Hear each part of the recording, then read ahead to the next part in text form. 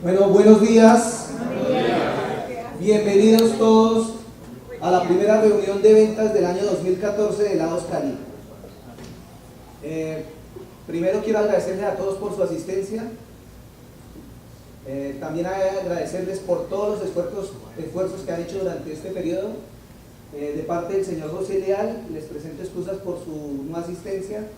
Él está en este momento haciendo una serie de labores en Colombia que son de vital necesidad, entonces está trabajando fuerte en eso. Quiero dejarlos con el señor Heriberto, que nos va a presentar a un invitado de honor para que los presente hacia ustedes. Bueno, buenos días.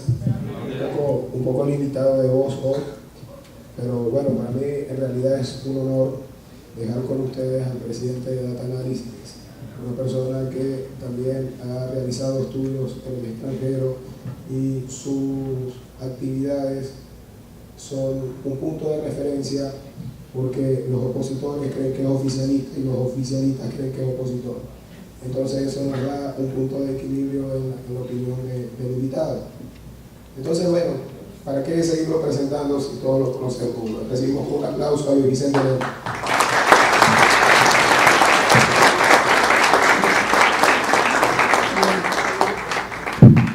Sí, bueno, primero que todo, encantadísimo de estar aquí. Cuando Heriberto dice que está ronco, no sabe lo que dice.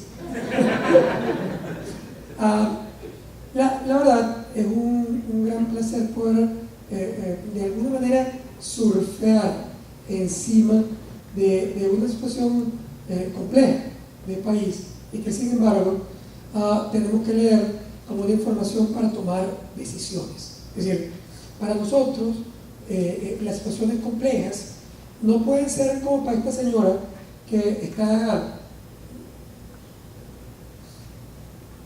aquí y simplemente entiende la crisis como unos indicadores que eventualmente van a caer y que nos llevan al desespero o a la paralización.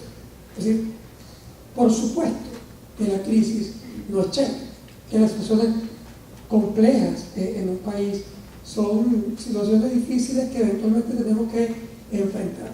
Pero la verdad es que en principio, si ustedes chequean la historia completa de la humanidad, lo que van a conseguir es que los grandes éxitos provienen fundamentalmente de la respuesta a la crisis, que te obliga o presiona básicamente a crear, a innovar, para poder diferenciarte.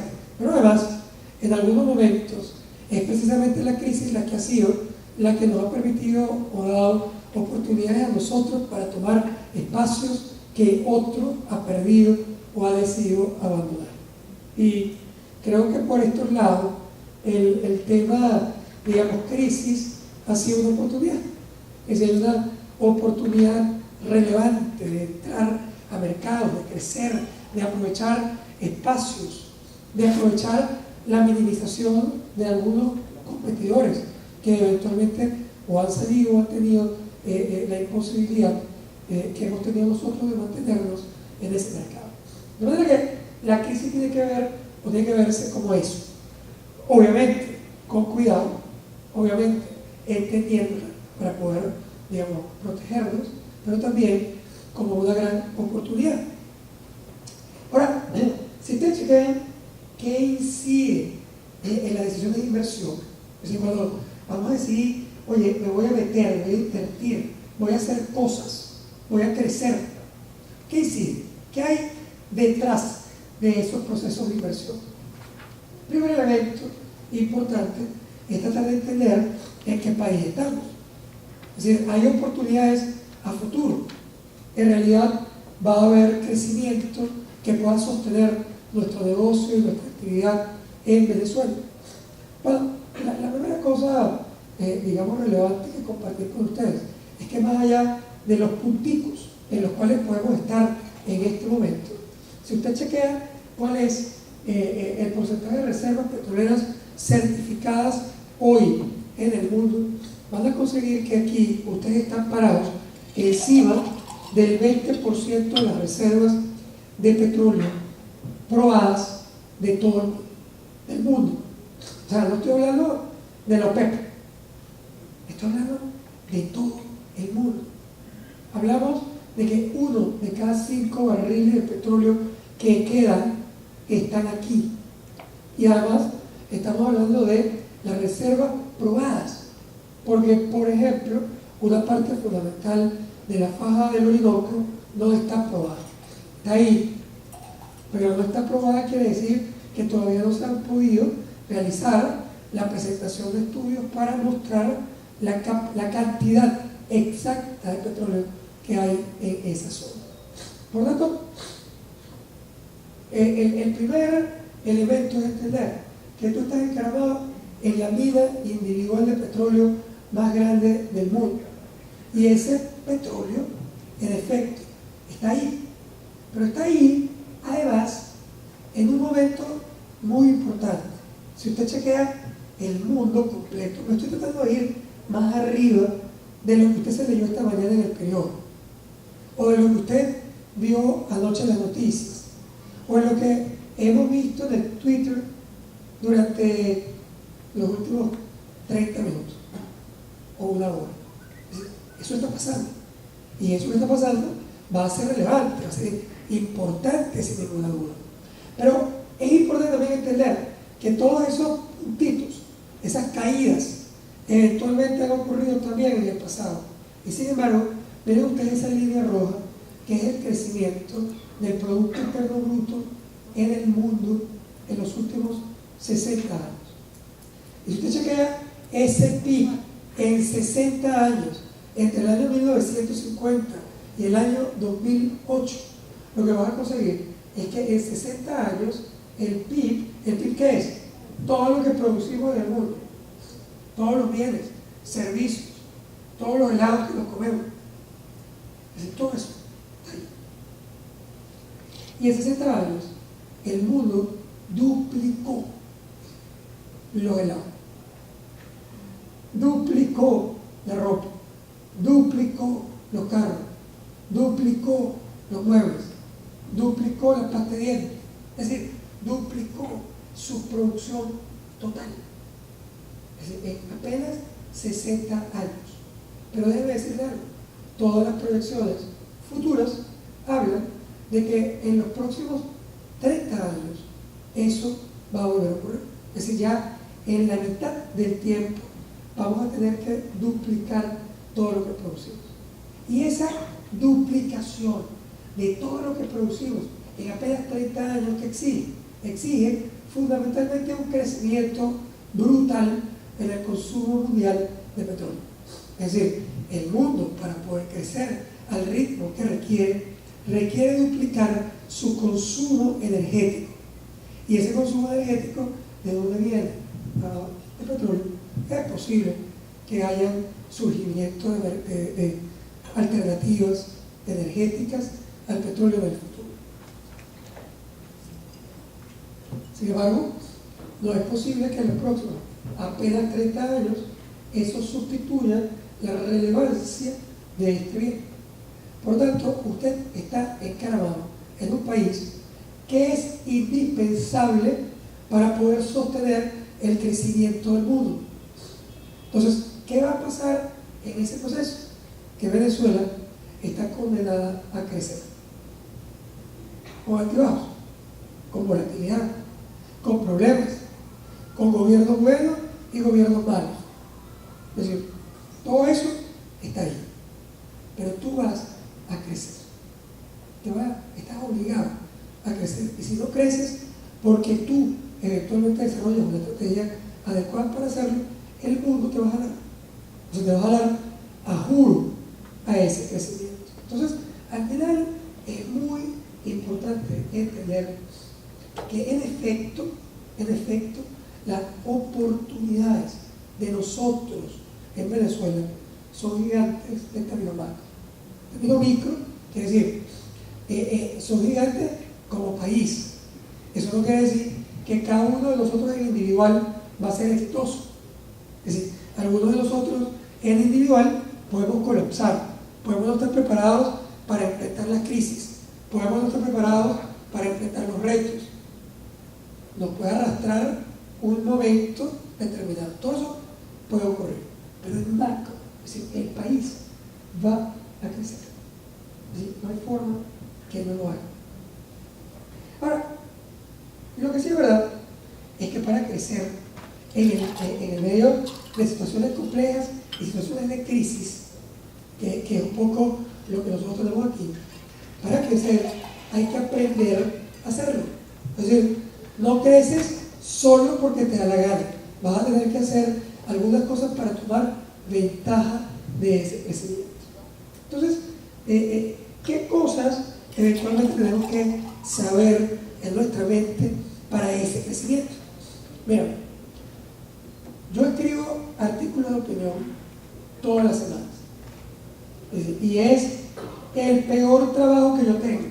Es el trabajo más peludo de todos, porque yo estoy desde hoy que se publica mi artículo, hoy está en el Universal, mi artículo de esta semana, y en Panorama, y en el Carabobeño, y en el Tiempo de Puerto La Cruz, y en el Informador de Barquisimeto. Es decir, hoy está mi artículo en los periódicos. Yo, a partir de hoy, empiezo como carajito con la tarea, que te la dan el viernes, te la dan el martes para entregarla el lunes de la semana que viene, y el domingo en la tarde está el carajito empezando a hacer realmente la tarea. Pero pasó toda la semana, no tengo que hacer la tarea, no tengo que hacer la tarea, y ese tema es dificilísimo. Yo escribo entre 8 y 12 horas un artículo de opinión, y 8 o 12 horas es muchísimo para mí. Es decir, de verdad que me consume un tiempo gigante, porque yo soy un periodista. Es decir, no tengo quizás esa, digamos, habilidad de escribir tan rápido, tengo que pensar, tengo que analizar, tengo que leer, destruyo lo que escribo 20 veces, hasta que al final mando algo que siempre cuando lo vuelvo a leer en el periódico digo, coño, pero esto no está bien. Porque una vez, llegué a mi casa a las 2 de la mañana de una presentación. Llegué a las 2 y tenía que irme en el vuelo de las 8 de la mañana a los Estados Unidos. De manera que tengo que parar a las 4:30. Es decir, iba a dormir 2 horas y media. Y cuando llego, recibo una nota del editor del Universal diciéndome, ¿dónde está el artículo? Se me había olvidado. No lo había escrito, no había podido escribir. Pero además se me había olvidado. Era las 2 de la mañana. Bueno, yo escribí un artículo en 15 minutos para mandarlo al Universal. Y con ese artículo es el único con el que me he ganado el Premio Nacional de Periodismo. Lo que parece indicar que la calidad de los artículos son inversamente proporcionales al tiempo que le dedicas. Es decir, dedico 8 y 12 horas, me gano un pollo. En 15 minutos te gano un premio. A ver, ese artículo que decía, es decir, el artículo se llamaba No somos iguales. ¿Y qué? Es decir, mira, a los ojos de Dios puede ser que todos seamos iguales, pero de ahí para abajo empieza una diferencia brutal. Por ejemplo, yo escribí en ese artículo cuáles eran mis 3 diferencias principales. La primera es que los hombres no son iguales a las mujeres.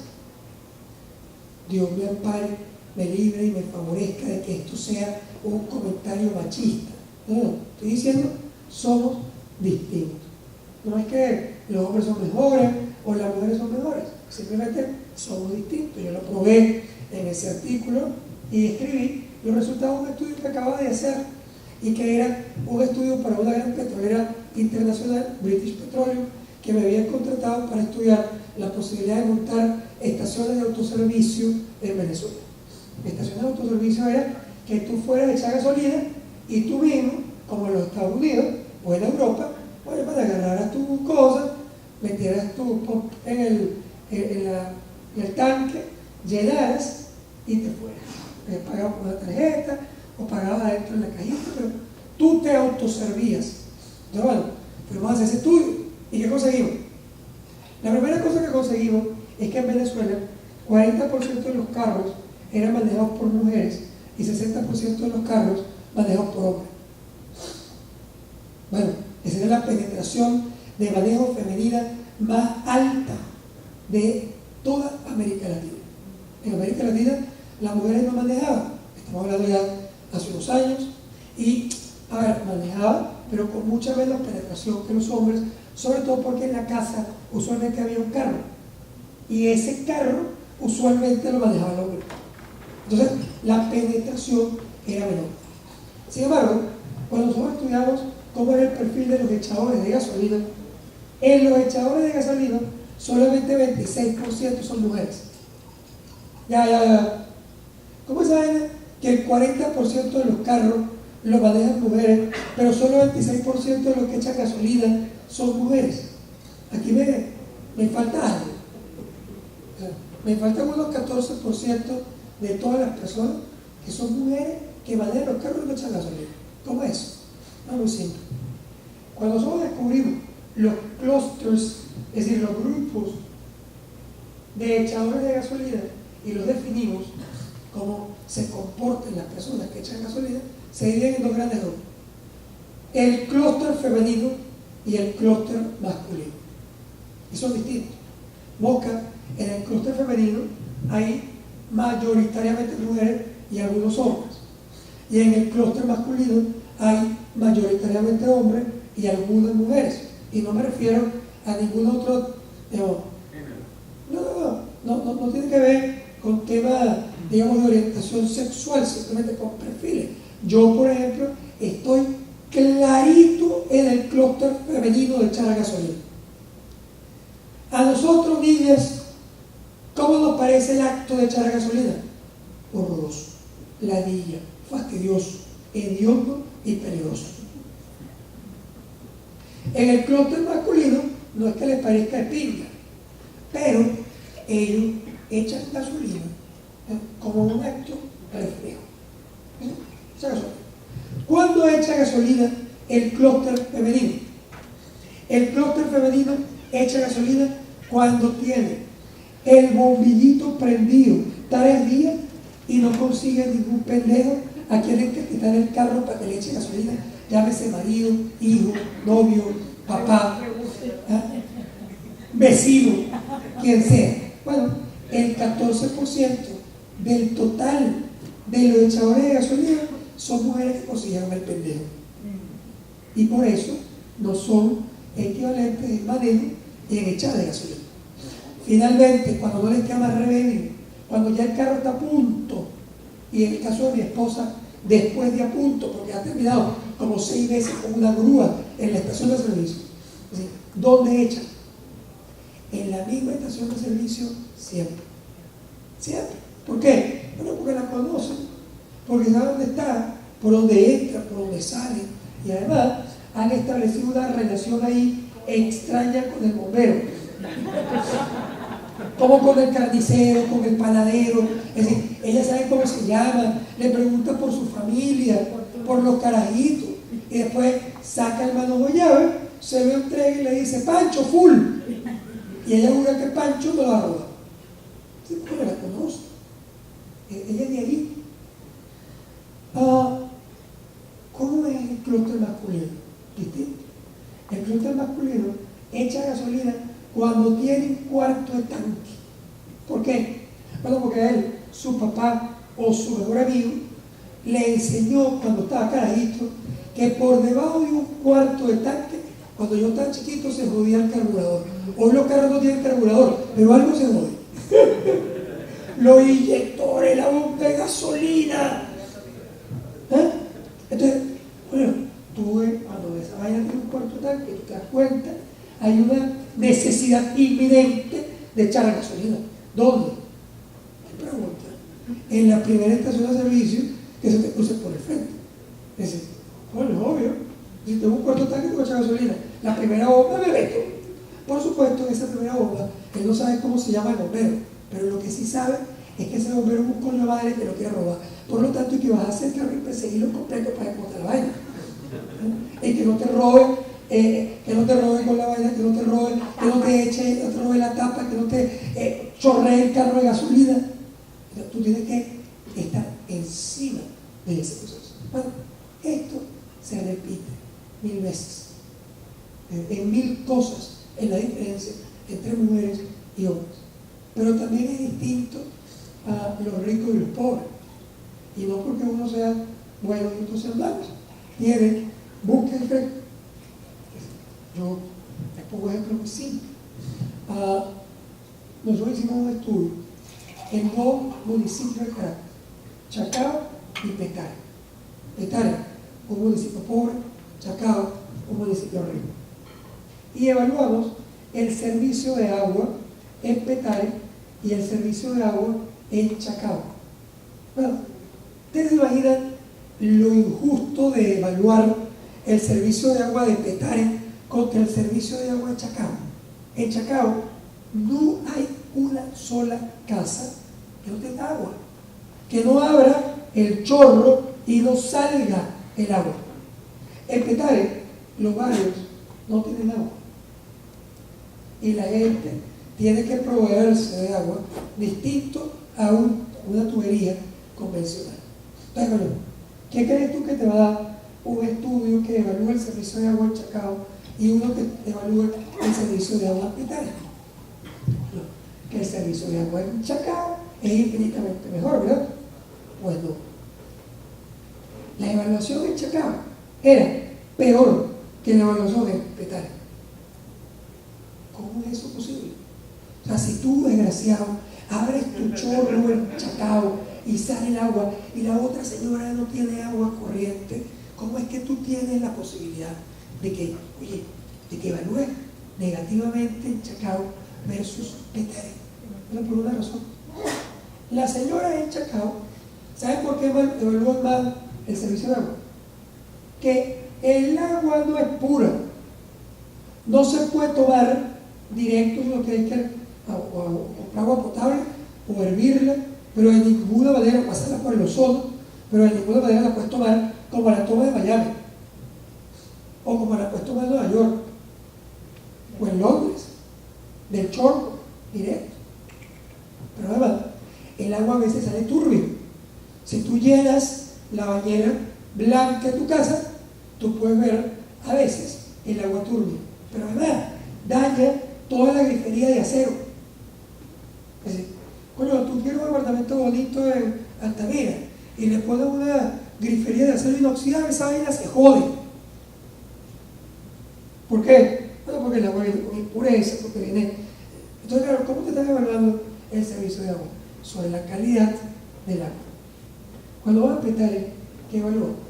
La señora te decía, no vale, el servicio de agua ha mejorado arrechísimamente.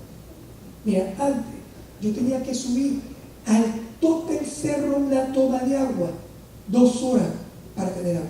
Ahora el alcalde Karim me manda el camión de agua los lunes, los miércoles y los viernes religiosamente. ¿Cómo es el servicio de agua? De pica. Somos iguales. ¿No?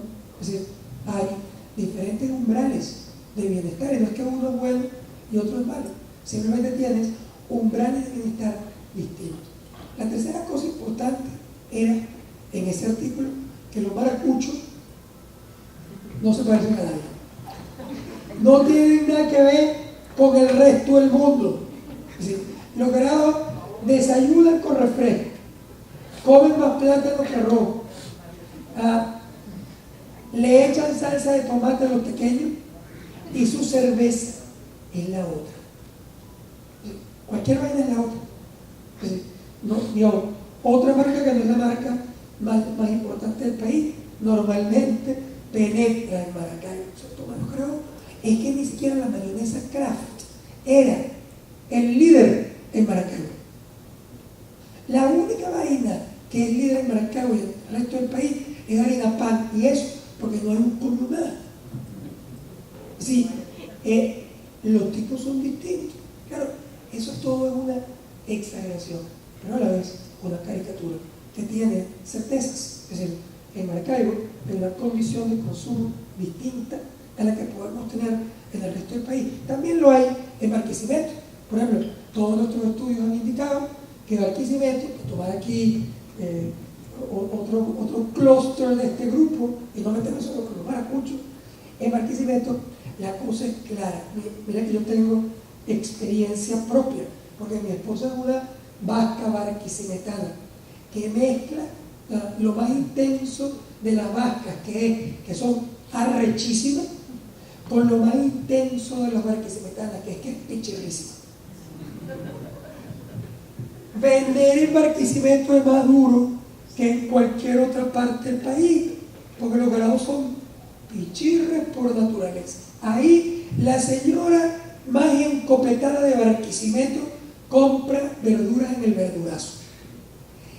Cuando en Venezuela, o sea, era impensable, los carajos pedían descuento en la farmacia y de ahí surgió Farmatodo. Es decir, a nadie se le ocurría pedir un descuento en la farmacia por una medicina y los barquisimetanos pedían descuento. O sea, los guaros eran arrechos. Y de ahí viene el tema, es decir, una parte importante de la experiencia de saldos y descuentos viene de Barquisimeto por la cultura. Eso no es bueno o malo, eso es una condición. Muy bien, para poder ser exitosos en un país como este, tenemos que tener esas diferencias. Tenemos que saber cómo abordarlas. Nosotros, por ejemplo, en Pepsi hemos hecho 19.500 estudios para ver cómo enamorar a maracucho. Y la gente es un perro. Sí, ha sido complicado. Es más, sacamos una Pepsi maracucha.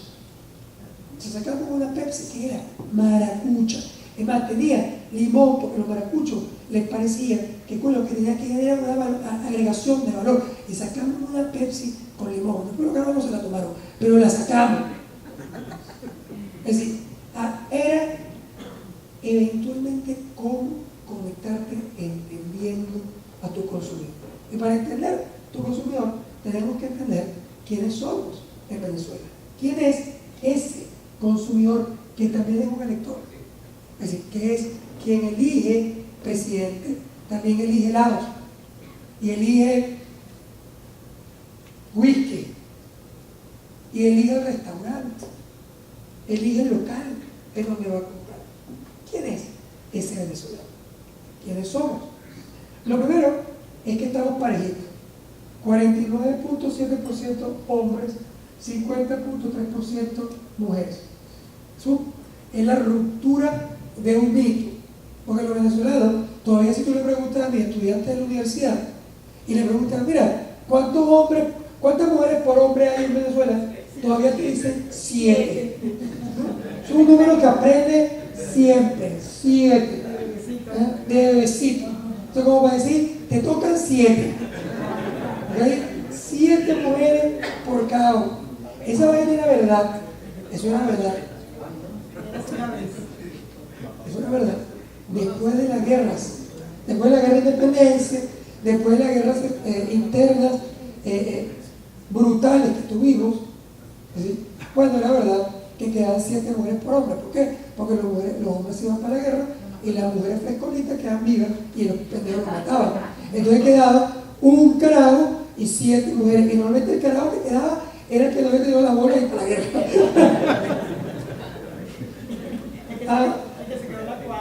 Que se quedó en la cuadra.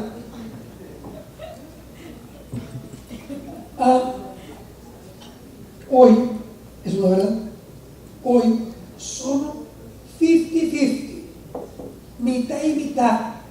Y a la mitad de los hombres que no les gustan las mujeres, sino que les gustan los hombres, son compensados por las mujeres. Las mujeres que les gustan las mujeres, se acaba la vaina. Es decir, está neteado. O sea, está neteadito. ¿Ok? Ahora, en ese neteo, cualquiera de ustedes que tenga más de una mujer, está odiando a alguien. Y al revés, cualquiera de ustedes que tiene más de un hombre, a alguien está odiando. Es decir, porque la cosa nos toca pareja. Ahora, lo que sí es verdad, que es importante, es que hemos envejecido. Es decir, somos parejos y somos más viejos. Estamos hablando de una sociedad que antes la veíamos con unos carajitos. No, los venezolanos son unos carajitos, pura gente joven, los estudiantes, el símbolo nacional. Miren la edad promedio. La edad promedio en Venezuela es casi 30 años. Edad promedio. Somos ningunos carajitos. Es verdad que ahora, por estos tiempos, Es cierto que ahora los hijos a los 30 años todavía están viviendo en la casa del papá y la mamá, para que le den comida caliente y le laven los interiores y la pantaleta. Es decir, a los 30 años.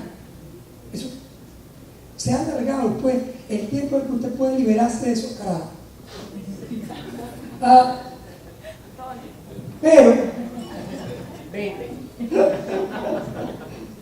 Pero es importante entender que no es verdad que somos unos chatos.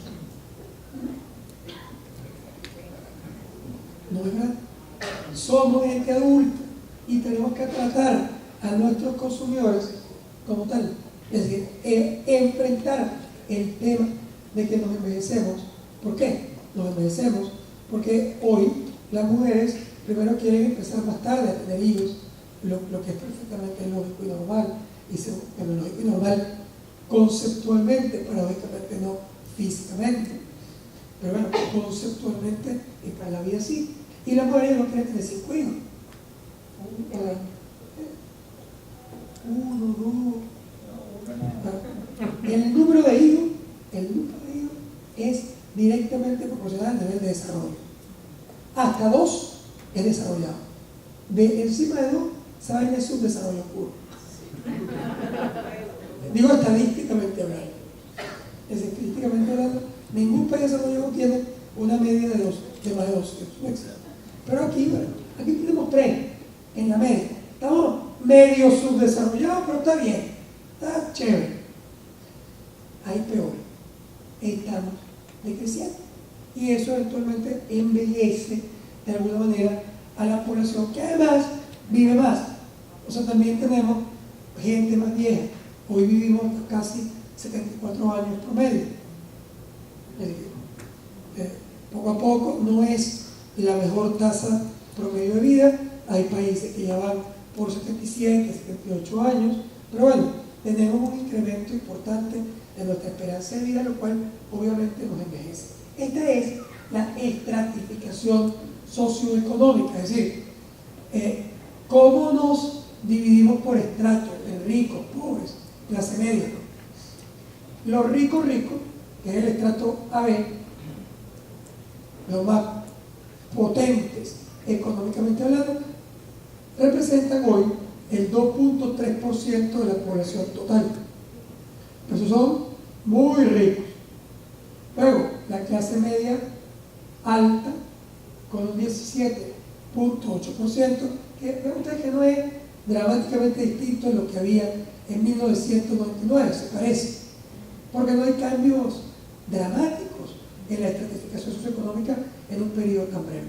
Luego tienes en el estrato D 36.8%, que es lo que vamos a llamar pobreza moderada o clase media baja, y luego el estrato más pobre con un 43.1% de la población.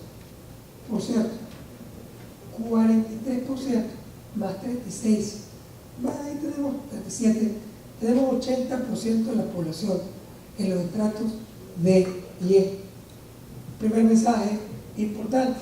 El primer mensaje importante para nosotros es que no es verdad que usted puede dedicar sus productos a la clase media y la clase alta, a menos que usted venda Rolex y Mercedes-Benz. Nuestros productos van masivamente a los estratos bajos y medios bajos. Es ahí donde se bate el cobre. No es verdad que tienen el mismo nivel de compra, por supuesto que no. Es decir, una persona del estrato D o E tiene un bolsillo oprimido, pero son un 80%, y ahí se consume el 60% del total del consumo. ¿Cómo es que tú no le vas a vender a quien consume el 60% de las cosas, a quien se come el 60% de las cosas? Es decir, es fundamental, es clave a poder vender en los estratos bajos, que además tenemos una condición muy especial. Paradójicamente están dispuestos a comprar bienes incluso más costosos porque su acceso es menor. Entonces pagan más por la misma cosa que la clase rica o la clase media alta paga mucho menos.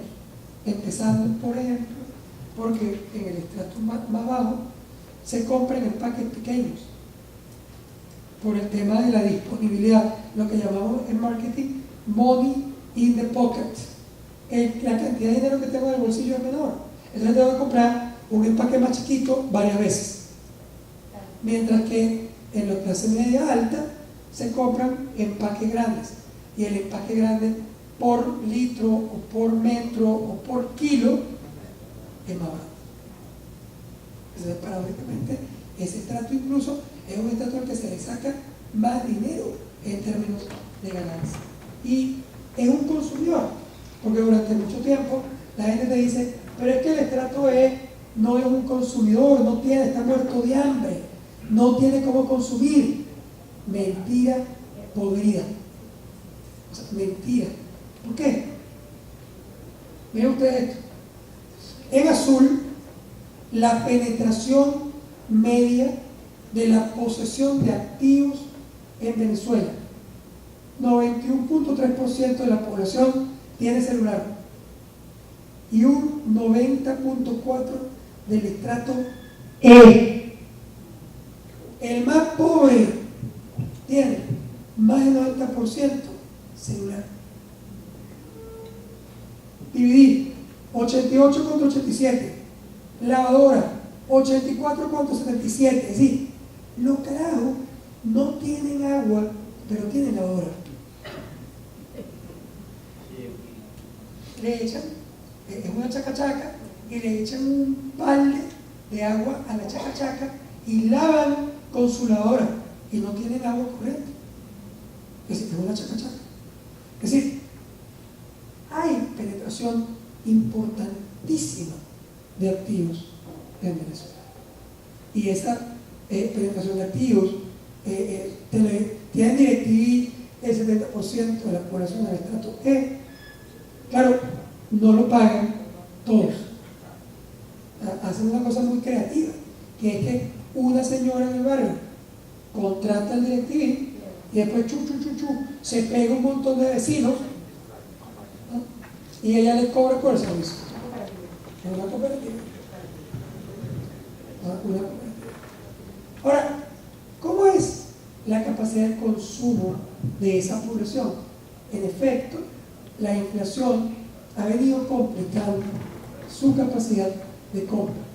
Es decir, la inflación el año pasado fue de 56%, una inflación evidentemente elevada que afecta al consumidor. Y sin embargo, a pesar de que afecta al consumidor, el consumo per cápita creció. ¿Cómo se explica eso? Sí. ¿Cómo es posible que el bolsillo se afecte y el consumo, sin embargo, crezca? Bueno, porque creció la liquidez monetaria, que es la cantidad de dinero que el gobierno lanza a la calle, políticamente hablando, para ganar elecciones, para mantener, digamos, tranquilo o feliz a la población. Ahí se genera una cantidad de dinero tan grande en el circulante que hay más demanda que oferta. Y nuestro problema no es, por ahora, vender, sino tener producto para vender.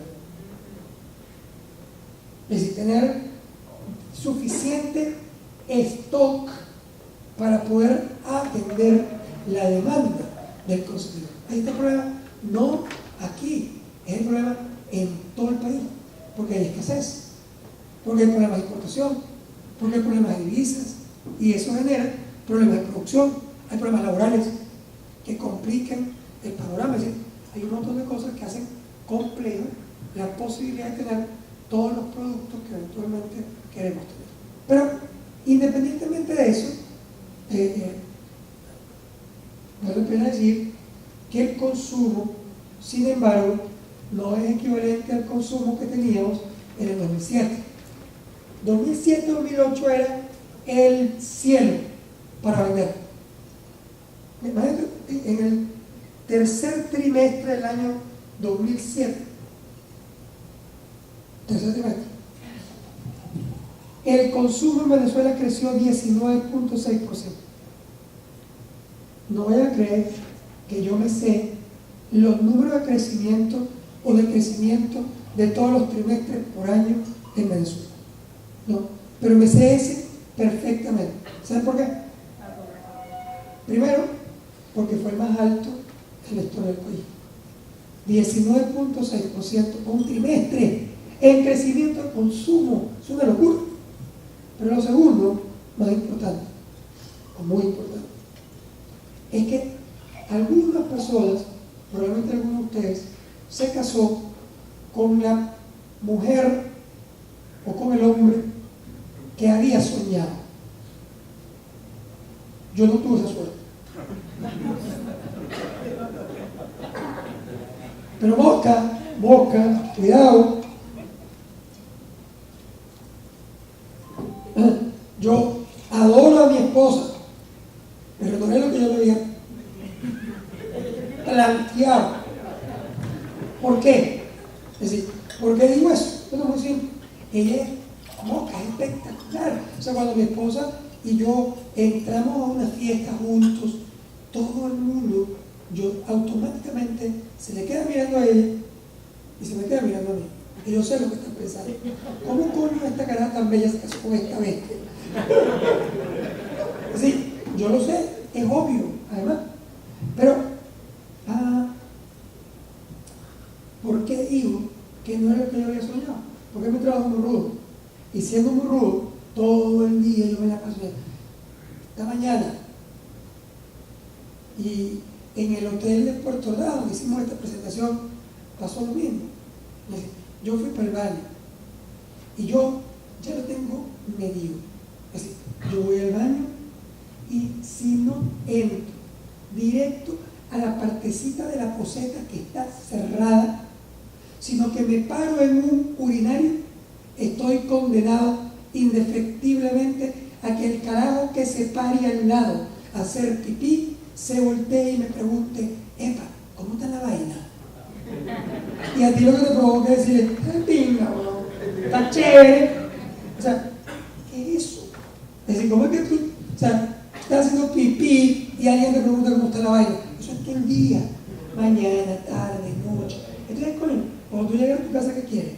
Bueno, tú quieres una mujer y coño, que no te hable de nada, que no sea, no sé, el último chisme de la vecina, o que dijo la duquesa de Alba en la última ola, o un mensaje de la maestra con los carajitos.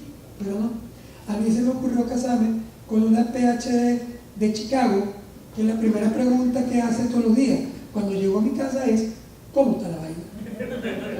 Pero eso sí, este es peor, porque por lo menos el carajo que está al lado, tú le dices 4 vainas y el carajo se va. No, yo a esta le respondo cuando termine y dice: Zaina no es así, y te lo explica ella a ti.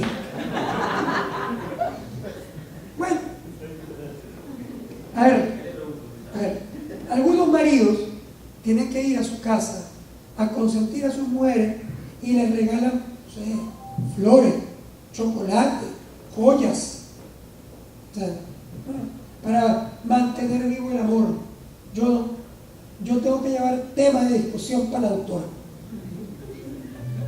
Y en el tercer trimestre del año 2007, yo llevé como tema de discusión el 19.6% de crecimiento del consumo, que venía acompañado con un dato más interesante todavía. Y era que en ese momento lo que más había crecido en Venezuela porcentualmente era el crédito al consumo. Es decir, los créditos para consumir. Y dentro de los créditos para consumir, ¿tú sabes lo que más había crecido? Lo que más había crecido eran los créditos a la cirugía estética. Y yo llegué a mi casa, qué vaina tan loca. O sea, este país lo que más creció porcentualmente son la cirugía estética, o sea, los créditos para cirugía estética. Claro, si usted va por Maiquetía, por el aeropuerto, y ve a las mujeres pasar, usted se da cuenta por qué.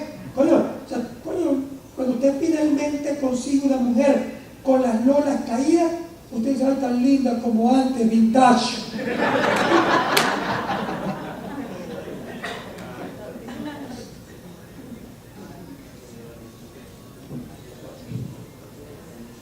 Cuando yo le explico esto a mi mujer, la caraja me dice, definitivamente tú no entiendes nada.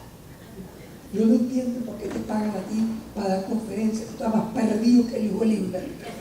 O sea, tú no te das cuenta que en un país como este, ella por supuesto además es una radical absoluta, de la que le entraba como el diablo por dentro cuando veía a Chávez y ahora echa espuma por la boca con Maduro. Es decir, yo creo, ¿cómo no entienden nada? No entiendes que en esta vaina no se puede meter plata, que iba a estar enterrando su dinero en una inversión, chico, en un inmueble. Uno se opera las lolas que se la lleva para donde sea. Ya, era una inversión lógica en Venezuela. Muy bien. ¿En dónde se gastan los reales? Comiendo y bebiendo. Es decir, en alimentación y bebida se gasta el 45.3% del total de nuestro presupuesto, un 10% en cuidado personal, que es más que el doble que en educación, como debe ser. O sea, en maquillaje más que en educación, de bola, en shampoo más que en educación, claro.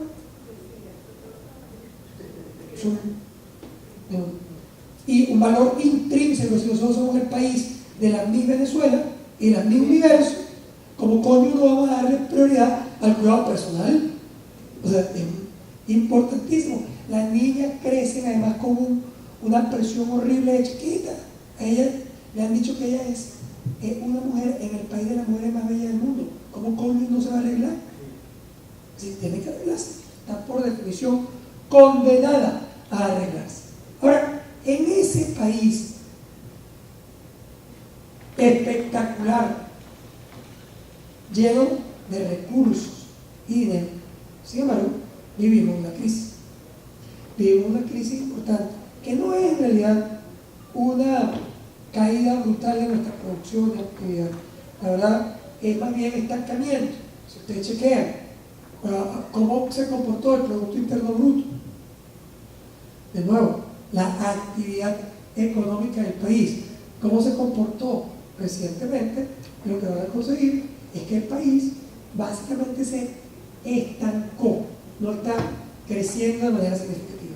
Pero lo terrible es que se estancó en plena fulminación de sus reservas internacionales. Es decir, las reservas caen, las reservas son el ahorro en dólares del gobierno en el Banco Central, caen dramáticamente. ¿Por qué caen? ¿Por qué no hay reservas? Algunos de mis colegas y amigos piensan que no hay reservas porque no hay dólares, que es un problema fundamentalmente de nuestra generación de ingresos petroleros. La verdad es que eso no es cierto. Nuestros ingresos no han caído dramáticamente. Están estables. El precio del petróleo está estable. Los volúmenes de exportación petrolera relativamente estables, y las pequeñas caídas han estado compensadas por los incrementos del precio. Entonces, ¿por qué no tenemos reservas? Le explico. El problema central es un tipo de cambio sobrevaluado, absurdamente sobrevaluado, que es como que están regalando las divisas oficiales a 6.30 bolívares por dólar. Ese no es el valor del dólar. Si usted tiene alguna duda, le ofrezco $100 que tengo en mi cartera a 6.30. ¿Quién lo quiere? Coño, lo quieren. Lo quieren todo, ¿verdad? Bueno, como lo quieren todo, ¿por qué? Porque es regalado. Pero segundo, y si lo voy a dar, ¿qué hago para dárselo? Tengo que decidir a quién. Discrecionalmente. No va a ser una rifa. Va a ser a quien a mí me dé la gana.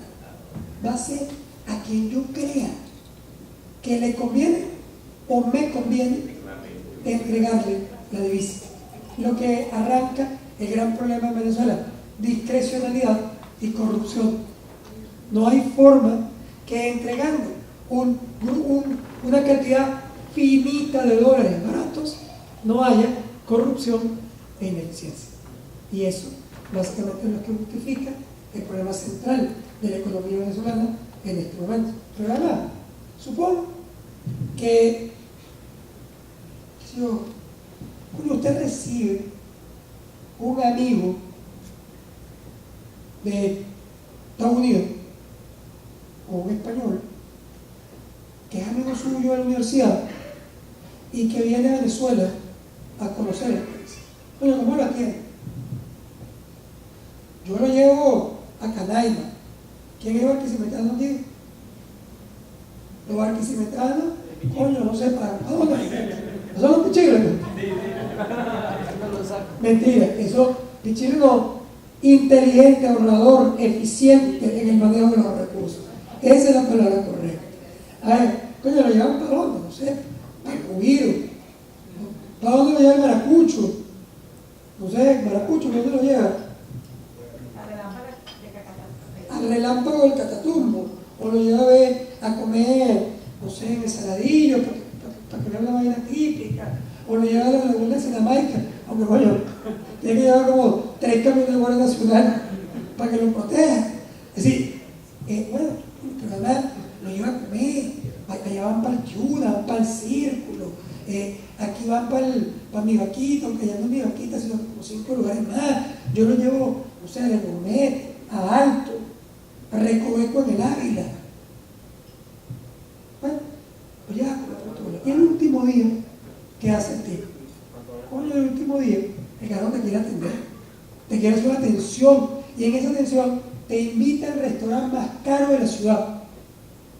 Y además pide el vino más arrecho que tenga en esa carta. Y cuando va a pagar la cuenta que acaba de llegar, que son una cuentota, no sé, 15.000 bolos, los 4, en Alto, eso es lo que puede, 20.000 bolos, 4 personas, 20.000 para ser exactos, en Recoveco. El tipo saca la tarjeta de crédito del Citibank o del Banco de Santander para pagar la cuenta. Y hay un reflejo natural cuando tú ves volar aquella tarjeta que va a pagar 20.000 bolívares a 6.30, ¿no?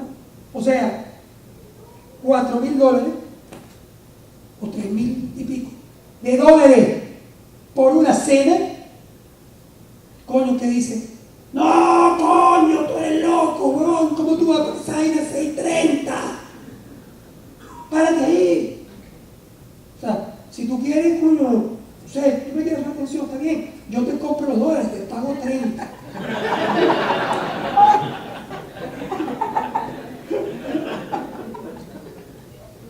Pero ese ya 30 no, a ver, estoy haciendo un favorzote al carajo. ¿Qué pasa?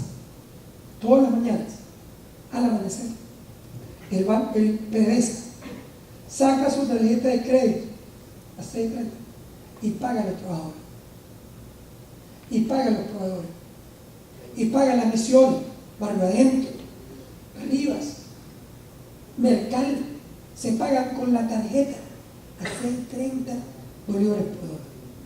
¿Te parece que le puedan alcanzar los bolívares? No importa cuántos dólares haya generado. Cambiado a 6.30, esta es la economía más cara del mundo. Y por lo tanto, pagado a 6.30 es imposible mantener el país.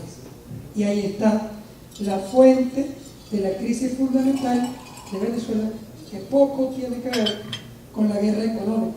O sea, no es que hay los bachaqueros maracuchos no son un comando anti-Maduro que está vendiendo mercancía en la calle, sino que simplemente la compra más barata y alguien se la compra cara.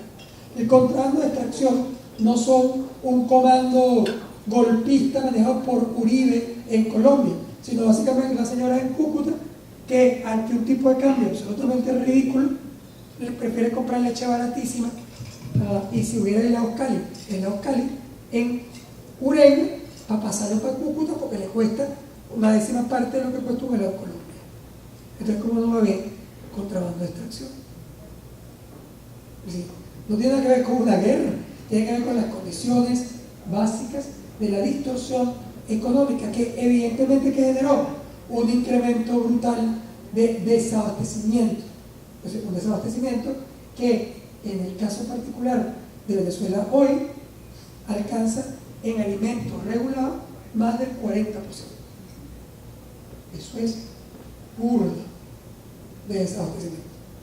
O sea, es muy duro conseguir leche, o conseguir aceite, o conseguir pollo en Venezuela en este momento. Ahora, ¿hacia dónde vamos? Fíjense que el gobierno básicamente tiene dos posibilidades, en realidad dos, bueno, tres, dos extremos y un intermedio, que son los escenarios potenciales por los que el gobierno se puede mover en su modelo económico y político en los próximos meses. Un primer modelo posible es el que mi esposa está segura que va a pasar. Es que no te has dado cuenta. Vamos directo a La Habana. Son comunistas y nos van a joder y me van a quitar la patria potestad de mis carajitos. Todo esto porque yo tengo un cabildeo arrecho para que nos vayamos a vivir a España. Claro, ella es medio española. Entonces digo, me van a quitar la patria potestad de mis carajitos.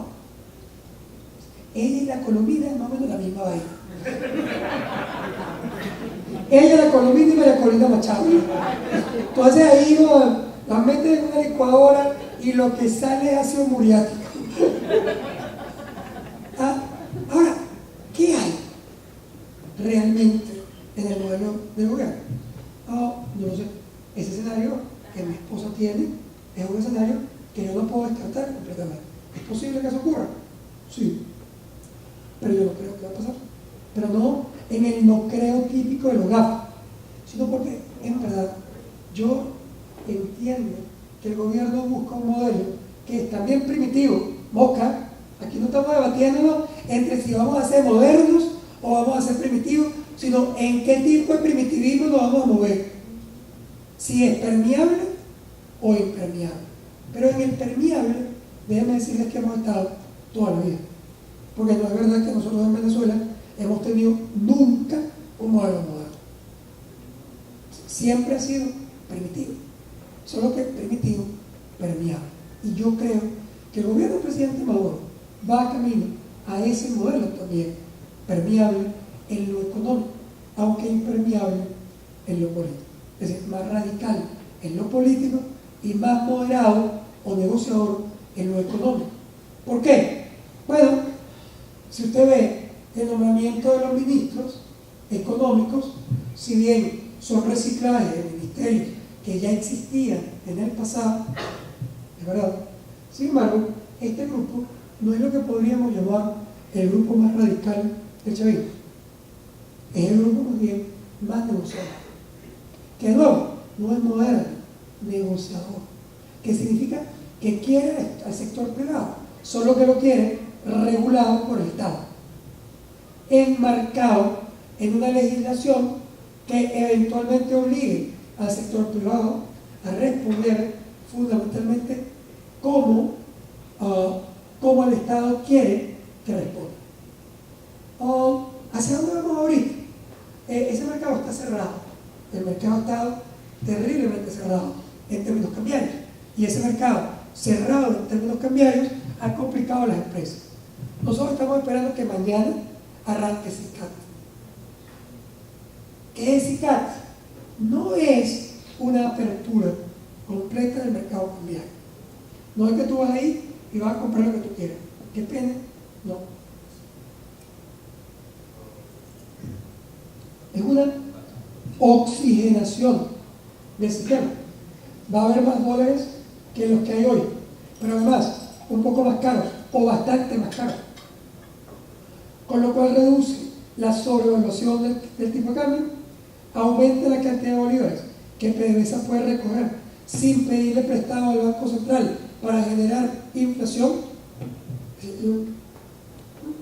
Un modelito ahí en SICAT que es un modelito, yo diría, no moderno, pero bastante mejor que lo que tenemos hoy.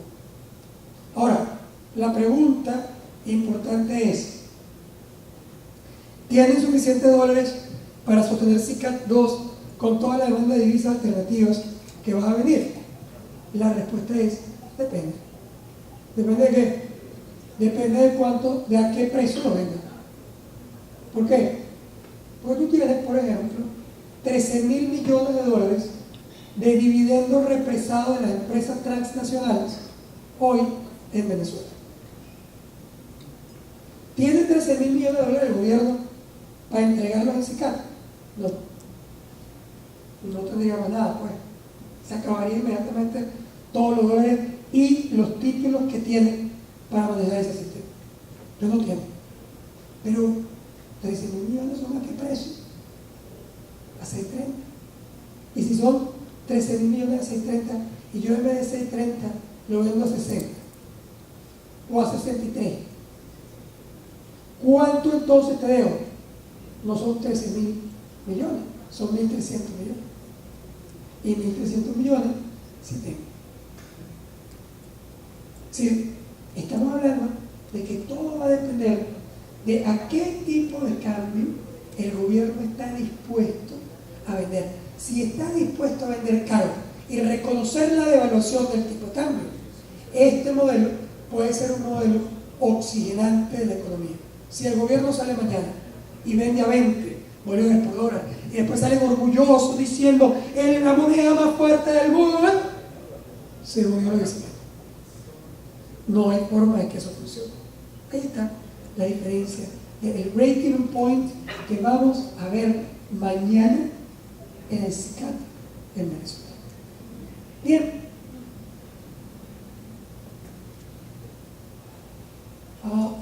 ¿Hacia dónde voy?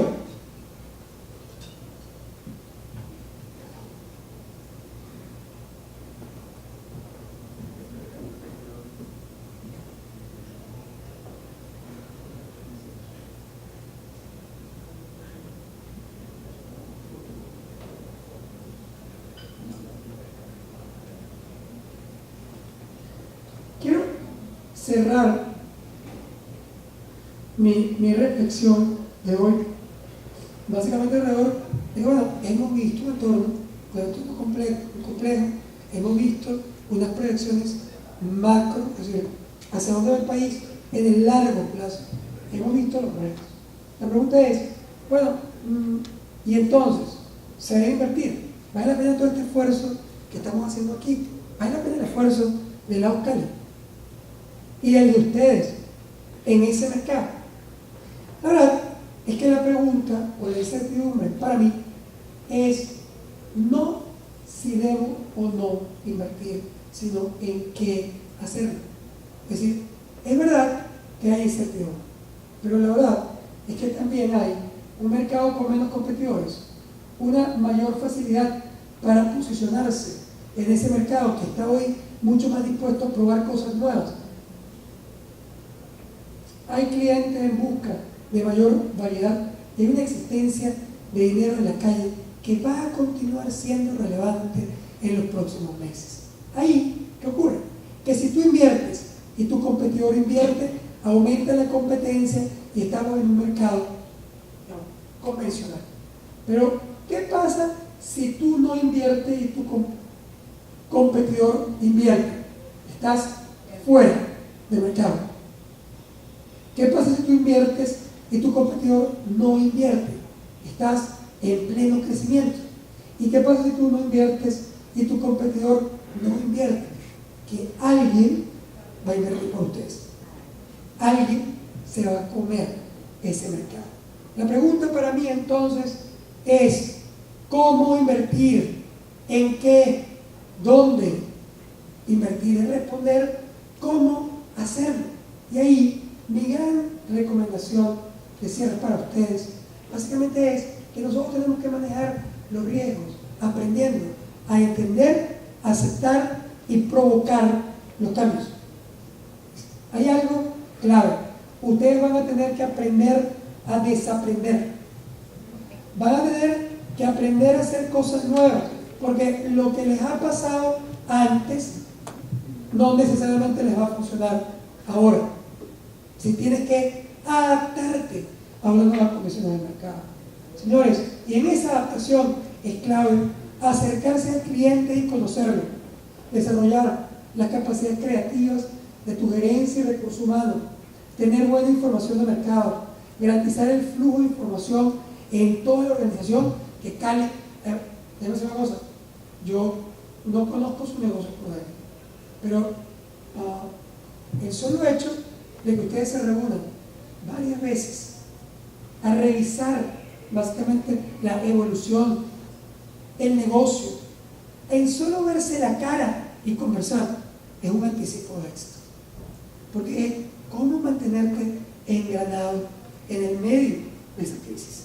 Y ahí está el secreto de este juego, que nos lleva aquí, a una cosa que todos ustedes tienen que tener: hambre. O sea, no se comen los helados, vendan. Tienes que tener hambre de ser líder, hambre de comerte el mercado, hambre de ser el primero en tu zona, en tu región, entonces, hambre. Porque solo cuando tienes hambre estás dispuesto a ponerte un cuchillo aquí y no dejar que se vaya ni un consumidor. O sea, esa hambre es la que diferencia a los líderes, la que te diferencia, como diferenció, por ejemplo, a 3M.